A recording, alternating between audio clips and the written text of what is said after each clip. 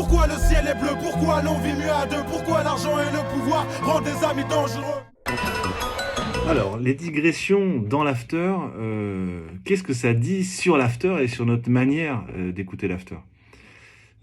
Alors, une digression, on pourrait penser qu'en réalité, on parle d'un sujet qui n'a rien à voir, donc ça peut être tantôt la cuisine, les vacances, donc la gastronomie, mais aussi le cinéma, ça va être la politique, il y a des sujets, innombrables sujets, qui sont parlés d'une manière très particulière à l'after, qui est une manière de controverse. Donc c'est pour ou contre la crème fraîche dans la carbonara, pour ou contre telle marque de montre, pour ou contre l'aspirateur Dyson, par exemple.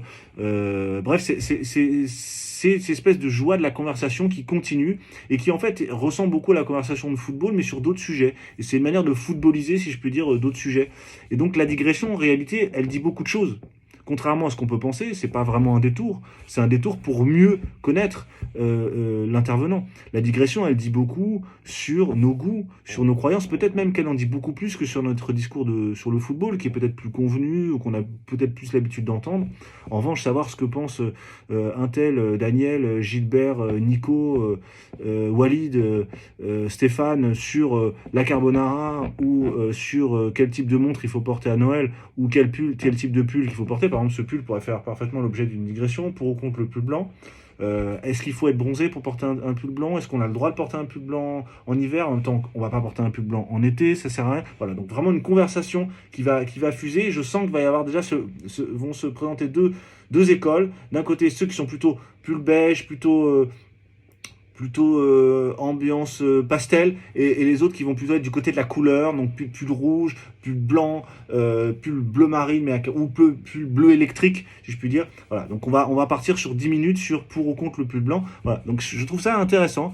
Il faut être bien armé, il faut pas faut pas être trop susceptible, mais c'est comme ça, l'after. Et je crois que ça permet de connaître beaucoup sur les intervenants. Moi, en tant qu'auditeur avant, parce que ça fait pas très longtemps que j'y suis dans l'after, ça va faire 1 an et demi, ça m'a permis en fait d'établir un lien avec les intervenants, avec Daniel, Gilbert, Nico et les autres, au-delà de la question du football.